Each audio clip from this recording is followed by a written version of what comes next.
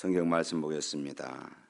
요한복음 4장 1절부터 18절에 있는 말씀까지. 요한복음 4장 1절부터 18절에 있는 말씀까지 보겠습니다. 예수께서 제자를 삼고 세례를 베푸시는 것이 요한보다 많다는 말을 바리새인들이 들은 줄을 주께서 아신지라. 예수께서 친히 세례를 베푸신 것이 아니요 제자들이 베푼 것이라. 유대를 떠나사 다시 갈릴리로 가실새 사마리아를 통과하여야 하겠는지라. 사마리아에 있는 수가라 하는 동네에 이르시니 야곱이 그 아들 요셉에게 준 땅이 가깝고 거기 또 야곱의 우물이 있더라. 예수께서 길 가시다가 피곤하여 우물 곁에 그대로 앉으시니 6시쯤 되었더라. 사마리아 여자 한 사람이 물을 기르러 왔음에 예수께서 물 좀 달라 하시니 이는 제자들이 먹을 것을 사러 그 동네에 들어갔음이러라. 사마리아 여자가 이르되 당신은 유대인으로서 어찌하여 사마리아 여자인 나에게 물을 달라 하나이까 하니 이는 유대인이 사마리아인과 상종하지 아니함이로라. 예수께서 대답하여 이르시되 네가 만일 하나님의 선물과 또 내게 물 좀 달라 하는 이가 누구인 줄 알았더라면 네가 그에게 구하였을 것이고 그가 생수를 내게 주었으리라. 여자가 이르되 주여 물 기를 그릇도 없고 이 우물을 깊은데 어디서 당신이 그 생수를 얻게 사옵나이까? 우리 조상 야곱이 이 우물을 우리에게 주셨고 또 여기서 자기와 자기 아들들과 짐승이 다 마셨는데 당신이 야곱보다 더 크니이까? 예수께서 대답하여 이르시되 이 물을 마시는 자마다 다시 목마르려니와 내가 주는 물을 마시는 자는 영원히 목마르지 아니하리니 내가 주는 물은 그 속에서 영생하도록 솟아나는 샘물이 되리라. 여자가 이르되 주여 그런 물을 내게 주사 목마르지도 않고 또 여기 물 기르러 오지도 않게 하옵소서. 이르시되 가서 내 남편을 불러오라. 여자가 대답하여 이르되 나는 남편이 없나이다. 예수께서 이르시되 네가 남편이 없다 하는 말을 옳도다. 네 남편 5이 있었고 지금 있는 자도 내 남편이 아니니 내 말이 참되도다. 아멘. 옆 사람과 인사 나눕니다. 새벽에 하나님이 도우십니다. 또 따라서 하십시다. 나의 인생에 하나님의 역사가 일어나게 하자. 우리 교회에 하나님의 역사가 일어나게 하자. 우리 가정에 하나님의 역사가 일어나게 하자. 우리 자녀들의 인생에 하나님의 역사가 일어나게 하자. 할렐루야. 네. 여러분 이 심령으로 그런 마음을 가지시고 하나님 앞에 기도하십시오.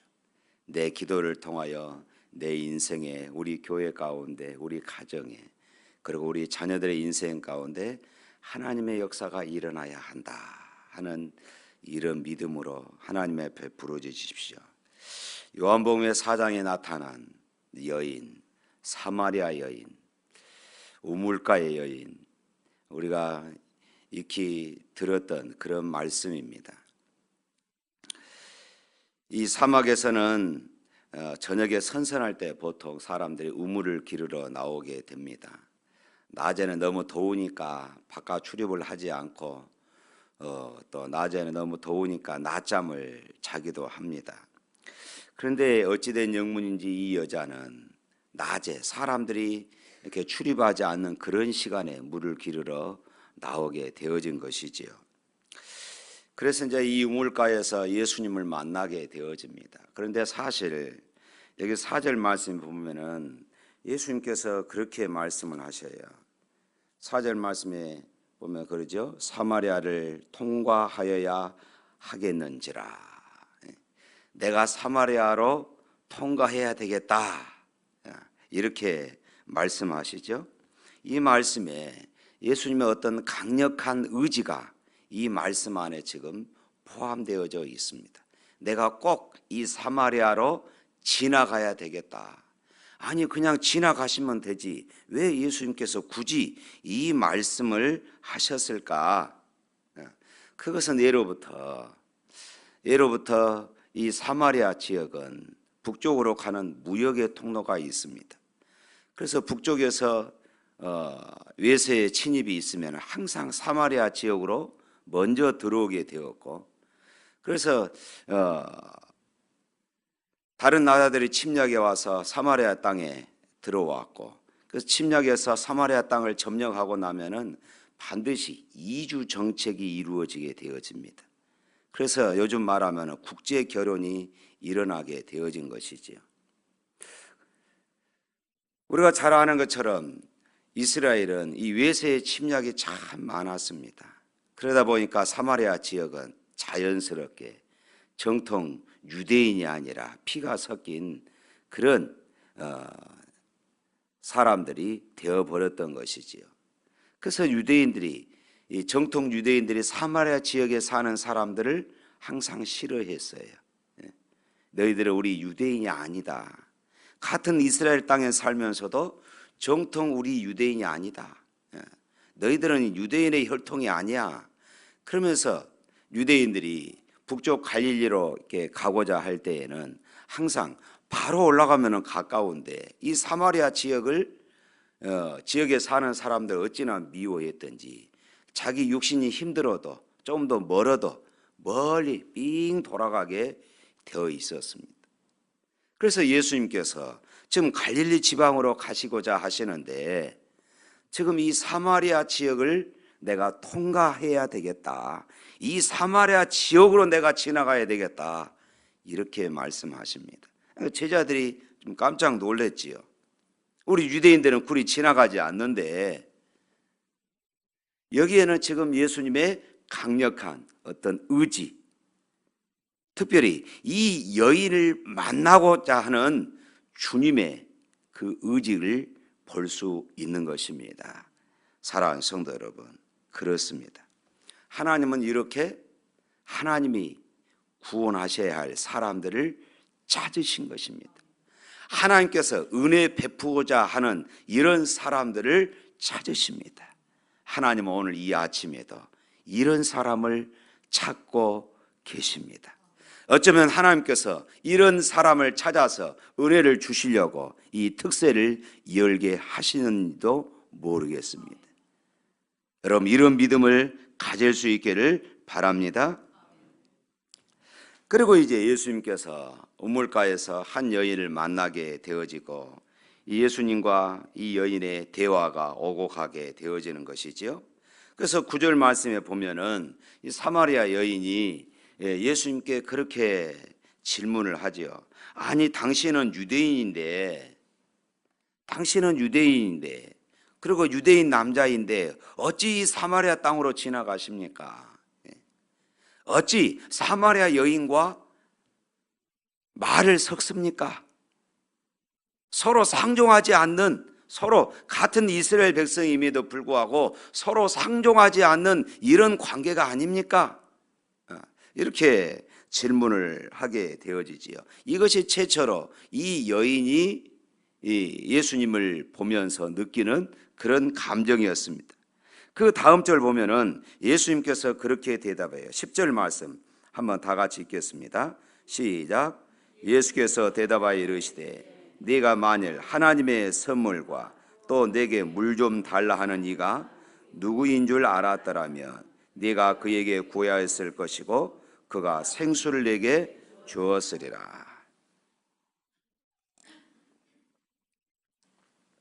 또 14절 말씀 또 읽어보겠습니다. 14절 시작. 주는 물을 마시는 자는 영원히 목마르지 아니하리니 내가 주는 물은 그 속에서 영생하도록 솟아나는 샘물이 되리라. 여기서 예수님께서 이 샘물을 영생으로 지금 비유를 하고 있습니다. 왜 예수님께서 이 샘물을 영생으로 비유를 하고 계실까요? 그것은 물이 필요치 않은 사람이 있습니까? 저도 이 강단에서 설교하면서 꼭 물이 필요합니다. 이 땅에 물이 필요치 않은 사람은 아무도 없습니다. 물이 없으면 사람은 죽어요. 물이 없으면 사람이 죽습니다. 그만큼 우리에게는 물이 필요해요. 모든 사람들에게는 물이 필요합니다. 마찬가지입니다. 우리 육신을 위해서 물이 필요한 것처럼 우리 영혼을 위해서 모든 사람들에게 영생이 필요합니다. 모든 사람들에게 이 영생이 필요해요. 영생이 필요치 않는 사람은 없습니다. 그런데 사람들은 이것을 거부하지요. 예수님께서 지금 그것을 말씀하고 계십니다. 모든 사람들에게 이 영생이 필요해요. 그리고 모든 사람들에게 이 영생을 주님은 주고 싶으신 것입니다. 그래서 예수님께서 이 여인을 똑바로 쳐다보시면서 그렇게 말씀해요. 이 우물에서 물을 먹는 자마다 다시 목마를 것이다. 다시 목마를 것이다. 이 의미를 예수님께서 왜 이렇게 말씀하실까? 이 의미를 한 예를 들어서 말씀을 드리겠습니다. 어떤 집사님 부부가 새빵살이를 하면서 참 서러웠습니다. 많은 무시를 당했어요. 자기 어린 아들이 주인집 아들과 싸웠어요. 그 싸움 때문에 이 집사님은 마음이 불안했습니다. 그런데 그 주인이 찾아와서 하는 말이 방빼 이것이었습니다. 야, 집 없는 서름이 이것이란 말인가. 그래서 이 부부는 덜 쓰고 덜 먹고 해서 열심히 돈을 모아서 13평 아파트에 입주를 하게 되어집니다. 그래서 목사님을 초청해서 너무 기뻐서 하나님 앞에 감사 이사 예배를 드렸어요. 하나님 감사합니다. 목사님 정말로 감사합니다. 한 1년쯤 지나서 또 신방을 갔습니다. 기도 제목이 무엇입니까? 했더니 13평 아파트가 너무 좁습니다. 20평 아파트로 이사 가야 되겠습니다. 그래서 목사님은 또 기도해 주었어요. 한 1년 지났더니 정말로 이 부부가 또 덜 먹고 덜 써서 아껴서 20평 아파트로 이사를 했습니다. 그리고 또 목사님을 초청해서 하나님 앞에 감사 예배를 드렸습니다. 그리고 또 몇 년이 지났어요. 또 그 집에 가서 신방을 하며 기도 제목을 물었더니 목사님, 이제 화장실 2개 있는 집이 필요합니다. 다른 집에 갔더니 아파트에 화장실이 2개가 있더라고요. 화장실 2개 있는 아파트로 이사 가고 싶습니다. 그래서 또 몇 년 덜 먹고 덜 쓰고 해서 32평 아파트로 갔더니 화장실이 2개가 있는 것이에요. 어찌나 좋던지 이루 말할 수 없이 좋았어요. 그래서 목사님을 초청해서 또 하나님 앞에 감사 예배를 드렸습니다. 거기에서 또 만족했을까요? 우리 사람이 얼마의 돈을 벌어야 만족감이 있을까요? 우리 사람들이 얼마만큼 가져야 이제 만족하다 이런 마음이 생길까요? 목마름은 끝이 없습니다. 우리 육신의 목마름은 끝이 없는 것이에요. 우리가 추구하는 쾌락도 조금만 더 재미있는 것 끊임없습니다. 만족감이 없는 것입니다. 그러나 예수님께서 이렇게 말씀하셔요. 이 물을 먹는 자마다 다시 목마를 것이다. 예수님의 이 말씀에 여인이 말합니다. 주여, 이런 물을 내게 주십시오. 다시 목마르지 않는 물을 있다면 나에게 주십시오. 다시 목마르지 않는 것이 있다면 나에게 주십시오. 순간 예수님께서 대화를 바꾸십니다. 가서 내 남편을 불러오라. 아니, 지금 목마르지 않은 물을 달라고 그러는데 예수님은 엉뚱한 대답을 하셔요. 그래, 네 남편을 데려오라. 그래서 이 여인이 말합니다. 저는 남편이 없는데요. 그랬더니 주님이 말씀하지요. 그래, 네 말이 옳다.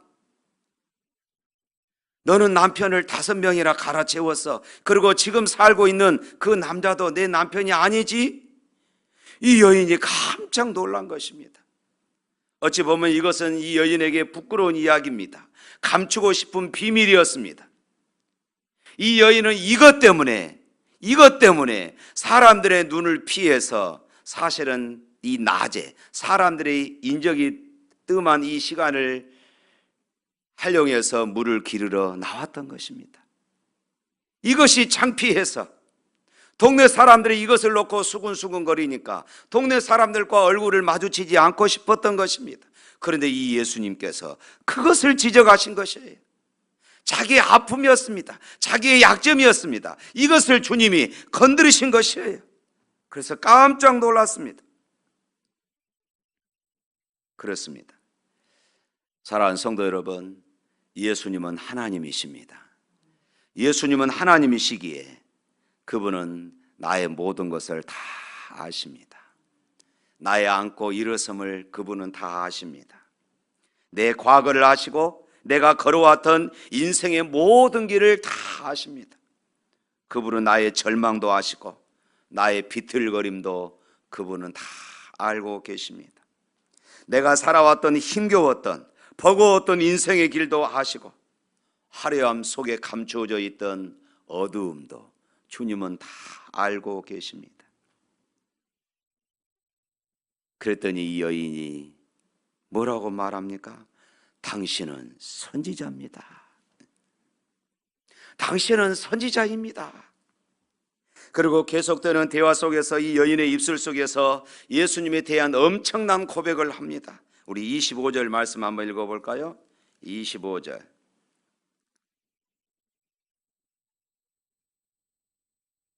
시작.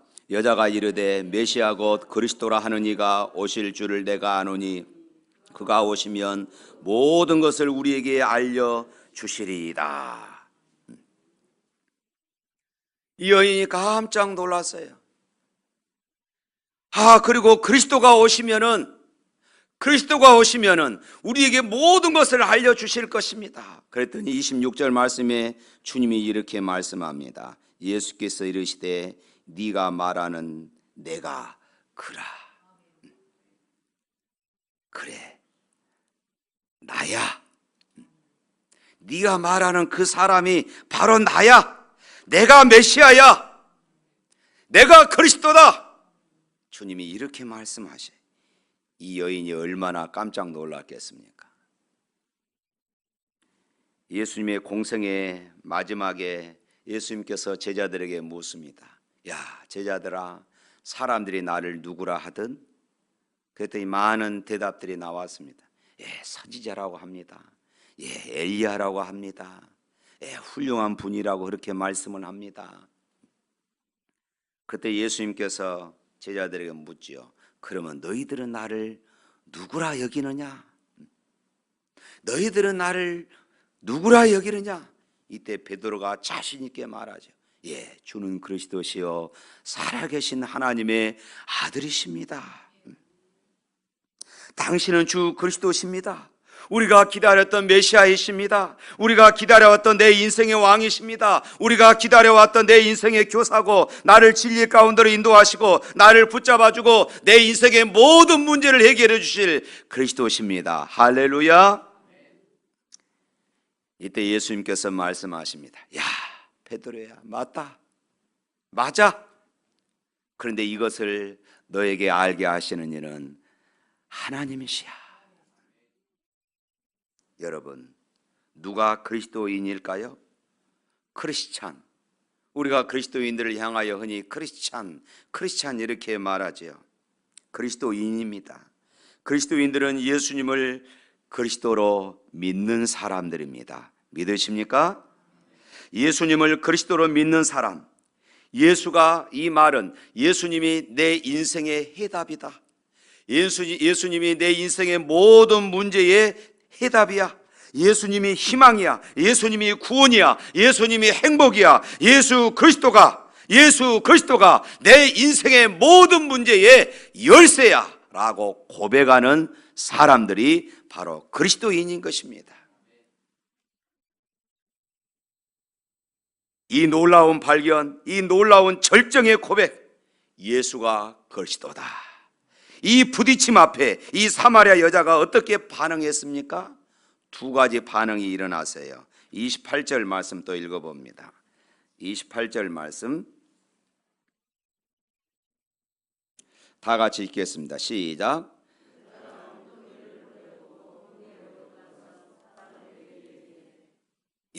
물동이를 버려두고 동네에 들어가서 사람들에게 외칩니다. 그리고 다음 절 29절 말씀에 보면은 나의 행한 모든 일을 내게 말한 사람을 와 보라, 이는 그리스도가 아니더냐. 물동이를 버려두고 동네로 들어가서 자신의 부끄러움도 이제 소용이 없었습니다. 자신의 부끄러움 때문에 사람들을 피해서 낮에 그렇게 물을 기르러 다녔는데 이제는 그 부끄러움도 소용이 없었고 동네에 찾아가서 사람들을 만나면서 내가 그리스도를 만났다. 내가 그리스도를 만났다.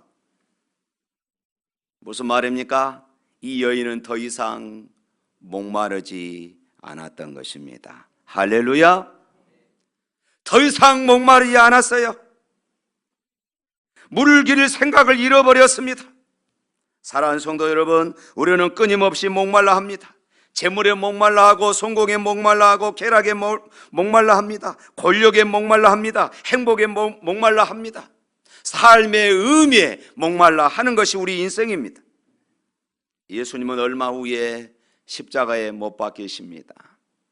그런데 십자가에서 몸부림치시면서 고통하시는 그 고통의 결정, 그 십자가의 고통의 결정에서 예수님은 이렇게 말씀하셔요. 내가 목마르다. 내가 목마르다. 예수님이 왜 이렇게 말씀하셨을까요? 내가 목마르다. 성경은 이렇게 말씀합니다. 여러분과 제가 목마르지 않게 하기 위하여서, 우리가 목마르지 않게 하기 위해서 그분이 십자가에서 달리셨음을 믿으시기를 축원합니다. 우리의 목마름을 주님이 대신 경험하신 것입니다. 예수님께서 고통받으시는 이유, 다시는 내가 목마르지 않기 위해서 예수님이 목말라지셨습니다. 내가 고통받지 않기 위하여서, 나의 행복을 위해서 그분이 고통을 짊어지신 것입니다. 내 구원을 위해서, 내 죄 문제를 위해서 그분이 모든 짐을 짊어지신 것입니다. 하나님의 진노, 우리의 죄값, 우리의 죄의 형벌들을 주님이 십자가에서 다 짊어지시고 피를 뿌리시고 피를 다 쏟아 버리셨기에 그분이 목마르신 것입니다.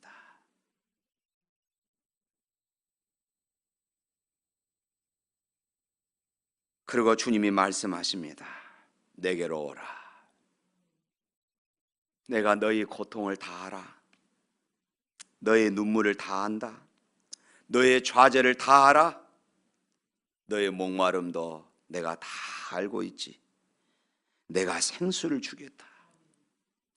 내가 영원히 목마르지 않는 생수를 주겠노라 말씀하십니다.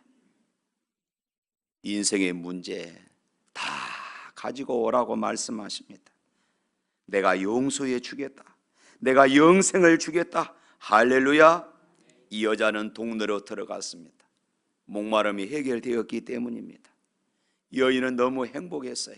자신의 부끄러움도 다 치유되어지고 다 회복이 되었습니다. 너무 행복합니다. 사랑하는 성도 여러분, 이번 특세를 통하여 이 은혜와 감동이 여러분들의 가슴에 흘러넘치기를 주님의 이름으로 축원합니다.